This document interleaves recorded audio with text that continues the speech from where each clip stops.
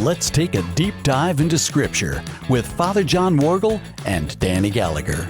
During each episode, we'll be sharing our insights about the Bible passages presented on a related post on Father John's website, ancienthopes.org.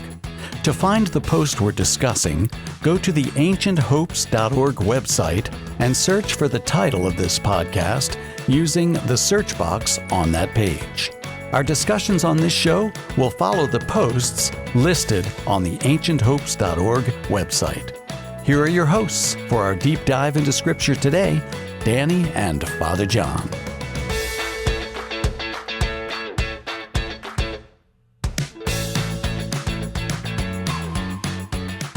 Hello, everybody, and welcome back to another Deep Dive into Scripture podcast and radio show. I'm Danny Gallagher, and I'm hosting today with Father John Worgel. Father John is here with me. Father John, hi.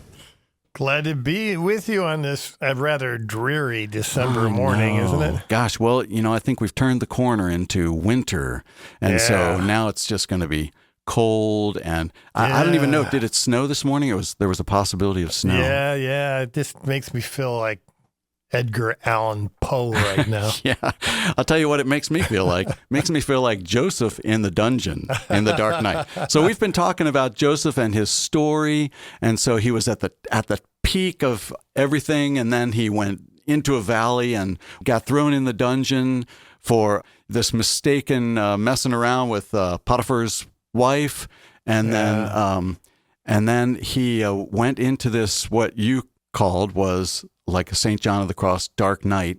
Right. And now he's coming out of that, and everything about the story, everything about him says that he's in an enlightened state. Right. Yeah. The church speaks of enlightenment. Yeah. Right.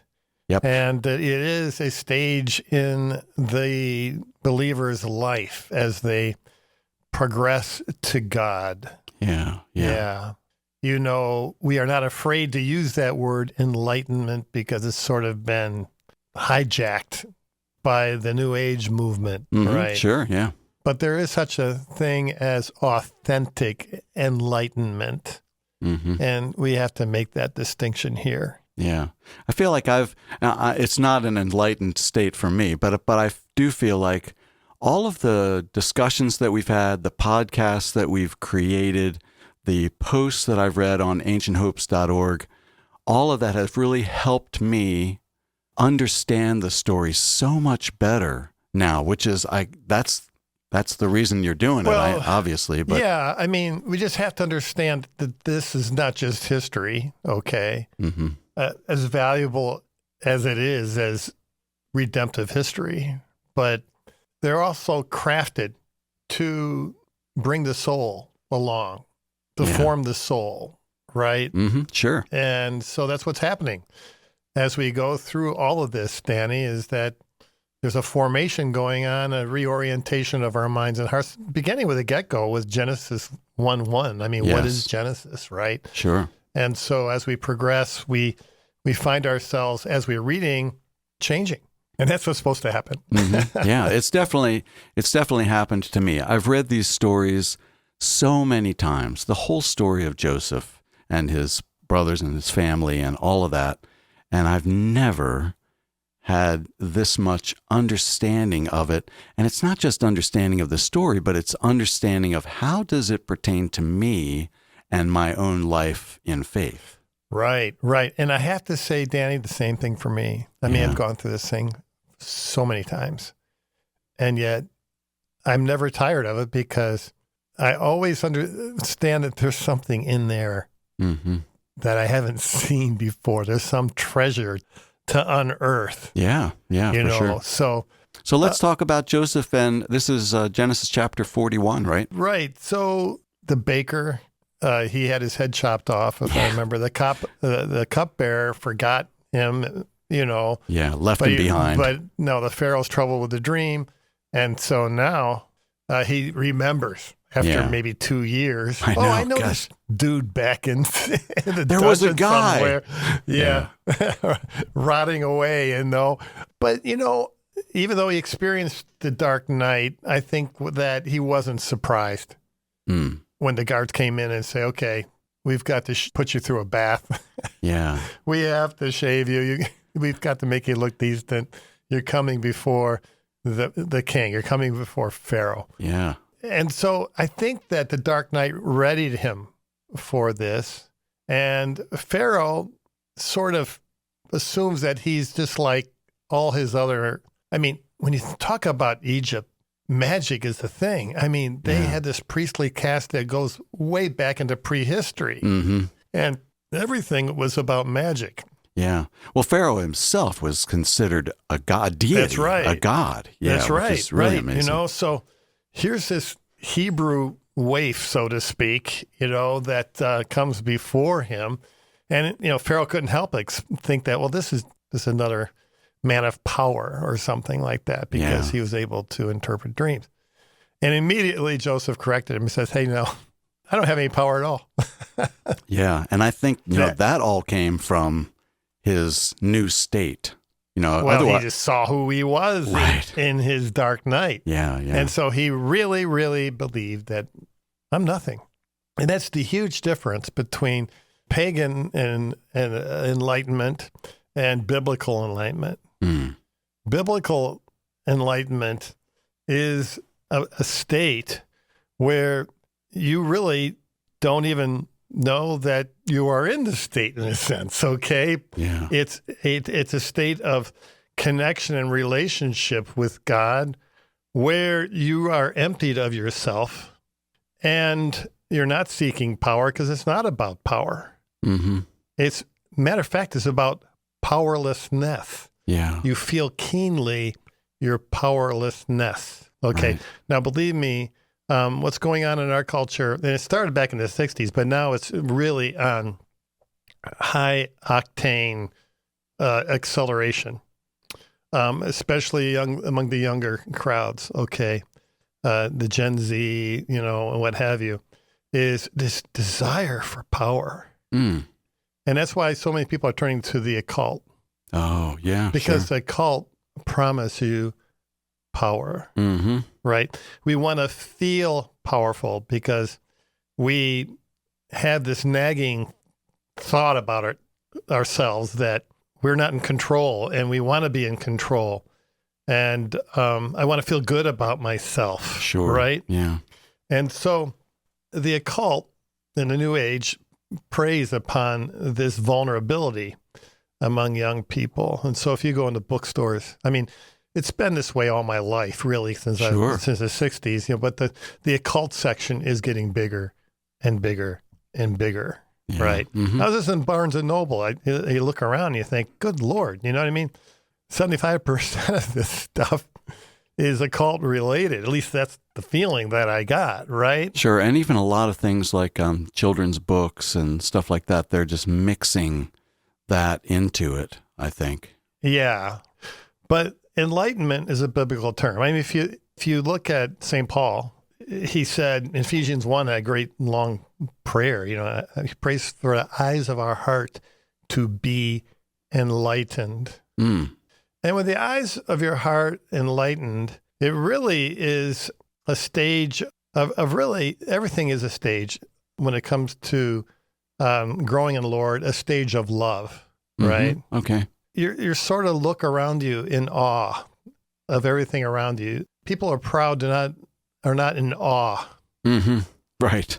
Okay. They're in awe of themselves. They're in awe of themselves, or maybe they were in awe of some great celebrity or the new gadgets or whatever. But again, all of that has got to do with empowering. You know, okay. They want to feel empowered, right? In awe, it's all about God, right? Mm-hmm. You're really struck with God. And so you see God in created things which you didn't see before. You're aware of the supernatural undergirding of all that is natural. Yeah, sure. Mm-hmm. Right?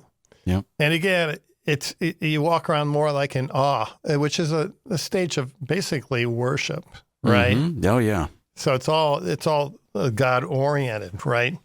And so this is so different than what he was facing in Egypt. I mean, we're going to talk more about this again, in another post. But this is what he's walking into is really a den of lions. Yeah. Okay. Yeah.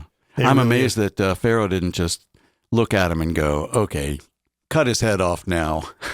Yeah. Well, and quite frankly, if he got the wrong interpretation or if he looked at just the wrong way, that would have happened because these guys were all powerful, right? Yeah, And they can do anything they want. Mm-hmm. And besides, he's not one of us. He's one of these desert bunnies that, that come off the desert, right? Yeah, absolutely. Yeah.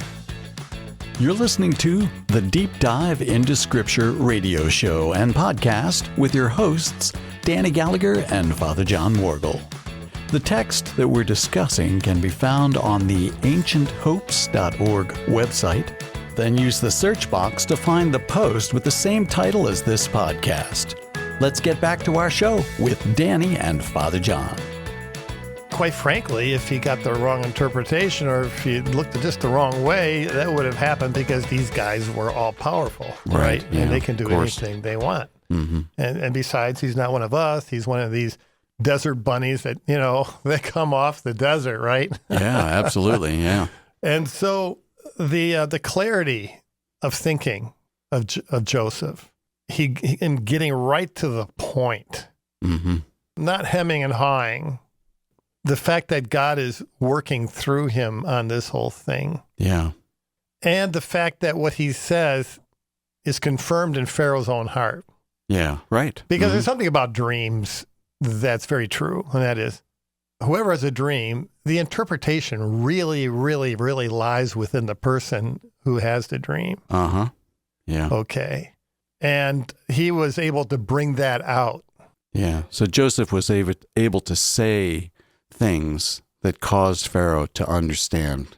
Yes. Yeah, and he knew that he was enlightened because he was able to track it. Pharaoh's able to say, yes, this is it. Mm-hmm. Yeah. Okay, and that's because he's enlightened, right? Sure. So the very interesting thing about this is that he interprets the dream. Not only that, but he's really cheeky in a sense, not in a proud way, but he right away explains to Pharaoh what has to be done. Yeah. Mm-hmm. Yeah, he goes to the next step. Right. Okay, this is what you should do, Pharaoh. Listen, you don't talk to Pharaoh that way. Mm-hmm. But there is something about him, that enlightenment, that godliness around him, that put Pharaoh in awe of him. Yeah. He's different than the magicians, right? Mm-hmm. Yeah. I just watched a little bit with my family of the Prince of Egypt. Uh-huh. Oh. I don't know. Do you remember that? Uh-uh. It's an animated thing. Okay. Anyways, I'm just laughing at Pharaoh's magicians because they're just come off as really bumbling goofy, doofuses. Right. Right. That image just came to my mind. Whereas Joseph would not be that way, right? He was clear-headed, clear thinking, not fearful, not pandering. Uh-huh. None of this stuff. Right. Right. And just Pharaoh, he was talking to Pharaoh like an equal. That's right. Yeah. Right. Again, that's part of enlightenment because God is giving him the right words to say. Yeah. And so immediately when he suggests put somebody over the country to collect grain for 7 years, someone, who's wise and can do this, Pharaoh looks around him and says, well, you're the guy. You're the guy. Yeah. Okay. Right. Yeah, true. Well, it's interesting because Pharaoh definitely has the same sense. He must have the same sense that he did when Joseph first showed up and he gave him the keys to his house and his household and all that before Joseph went into the dungeon. Okay, you're talking about Potiphar. Oh, Potiphar. Oh, right. That's right. Gosh. Okay. That's right. Well, no, yes. You're right. So Potiphar had that same sense about him, right? Right. And now Pharaoh has that same sense about him. Right. Except that it's even a little different because now Joseph is in a state where God is with him, but he's in a new place in his own relationship with God. That's right. And he's also in a new place in society. Mm-hmm. Now, anybody who knows anything about Egyptian religion knows that Osiris, the grain god, or the vegetation deity, like he was like big. Okay. Yeah. I mean, if you watch any of these movies like The Mummy and stuff like that, Right. There's always this calling on Osiris. Yeah, right? there's some mention of him in there for sure. Yeah. And so Pharaoh, he was Ra, okay, which was the personification of the sun god. Mm-hmm. And of course, in Egypt, that's what you see, the sun. There's never clouds there. Right, okay? yeah. And there's the Nile, right? And the Nile god and what have you. But you also had Osiris, who is a provider of grain. And so the people of Egypt would not have been able to think anything other, and it might sound kind of ridiculous to us, but it makes sense when you look at their religion that Joseph became the personification of Osiris. Yeah, sure. That makes sense. Yeah. So he would have been worshipped basically by the people as the grain god, the provider, Osiris. Yeah, and the people are really, they're going to bow down to Osiris because they know that they need that food. You know, they know that they need or think they need Osiris's help in order to be able to eat, to survive. And so we're talking about power. Yeah. Okay, now this is social power that's been given to him, right? Mm-hmm. Not because he's so much a powerful person in and of himself, but because he is empty of himself and that the true divine energy from the creator of all things is flowing through him. Yeah, sure. So that is a big deal. You know, at this sermon last Sunday, I brought out St. John of the Cross. Yeah. Okay. And St. John of the Cross, of course, we think of him as a great mystic, but he didn't spend his whole time, you know, in deep contemplation. Mm-hmm. He would have liked to have done that, but that's not what his life was. Right. Incredibly enough, you go to Granada, I want to go there sometime. He built a stone viaduct like the Romans did to bring water in to his monastery that happened to be up on a hill and had no water. Oh, interesting.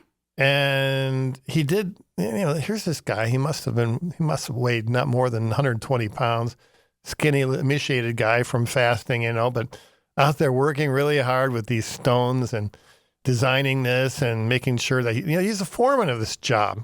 Yeah. Huh. Okay. And then he had all sorts of administrative responsibilities in his order. Yep. Right? Yeah. So that took him away from doing the things that he really right. And wanted then on top of that, he did his contemplation. Okay. Mm-hmm. All this to say is that when you're truly spiritual, when you're truly enlightened, you do have your head in the clouds, okay, in the sense that you are connected with God in a special way. But your feet are on the ground, and you're always making a difference in your place. Yeah. Your own surroundings and, the people who are around you. Yeah. Back in my Protestant days, I always heard this. It used to make me so mad. How does it go? It goes something like that.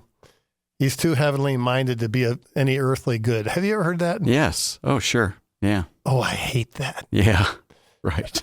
First of all, I just like to find somebody heavenly minded. Yeah. Okay. Because all you see is people who are on the earth, right? Who are not that. Yeah. That is the dumbest thing because it's not true. Mm-hmm. Okay. If you're truly heavenly minded, like Joseph and like St. John of the Cross and all the saints, you become earthly good. Sure. It empowers you to do something that changes for the better the world, the physical world around us, because there's a deep connection between the spiritual realm and the physical realm, and an enlightened person lives in both. Yeah, sure. So, I mean, it's like the saints. When you think of the saints, they were all like that. You know, what you're talking about. They were, heaven-centered. But they made such a difference. Even the saints of the desert, okay? In the Desert Fathers, you had these, like St. Simon Stylites. I'm not sure if you ever heard of him. Oh, no. Mm-mm. Yeah. What this guy did is he went out in the desert and he sat on a pillar, okay? He wanted to be away from everyone. Mm-hmm. And, but the more he wanted to be away from people, the more people came to him because they wanted his insights into their life, right? Mm-hmm. Sure. So what he would do is he'd build the pillar higher and higher and higher. Okay, they had to wheel food up to him or something like that, right? Yeah. But the point of the matter is that when you read the Desert Fathers, I mean, and that's very important in this discussion of Egypt, because what happened in the first few centuries in Egypt with Christianity was one of the greatest miracles of all time, Mm-hmm. because the whole country was filled with monks. And if you read the story of St. Anthony, fighting the demons, he was fighting territorial spirits who had been embedded in Egypt from prehistoric times. Right. Forever. Yeah. Right. And so in the Old Testament Bible prophecies about Egypt coming to the Lord, they were fulfilled. Mm. Okay, in a big way in Egypt Yeah. at this time. And it was by these monks, right? And a lot of them were just living in caves by themselves, but everybody, St. Athanasius, he would go off to talk to these monks because of their enlightenment, Yeah. because they were enlightened. Yeah. Right. Sure. So this is all very, it's so profound and interesting, isn't it? Oh, yeah. Danny? Absolutely. Yeah. And like Yeah. I said, it makes me really understand the story in a completely new way. Yeah. It's a lot of fun, isn't it? Yep. Sure. Well, I guess that's it. We should all be motivated to dig deeper with God and our relationship with Him, Yeah. so that we can become what God would have us to become. Yep. Right. And it's nothing. It's the And humble it's nothing. servant. It's It's just a humble, just servant like of all. Jesus. Right. That's what I was thinking. Yeah. Was that everything that Jesus said, it's coming, or it came true in Right. Joseph's life too. That's why Jesus is so powerful, Yeah. because he was totally empty of himself and perfectly humble. Yeah. Right. Yeah. Okay, good. Well, thanks so much for the conversation. It was great. God bless you. Bye. See you next time on Deep Dive into Scripture.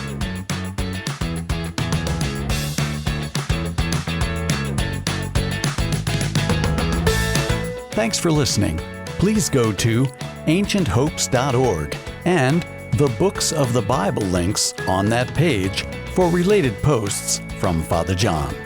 You can find more episodes of this show on the WSJF podcast server or on the Apple and Spotify podcast services. See you next time when we take another deep dive into Scripture. Don't forget this week to open that Bible and dive right in.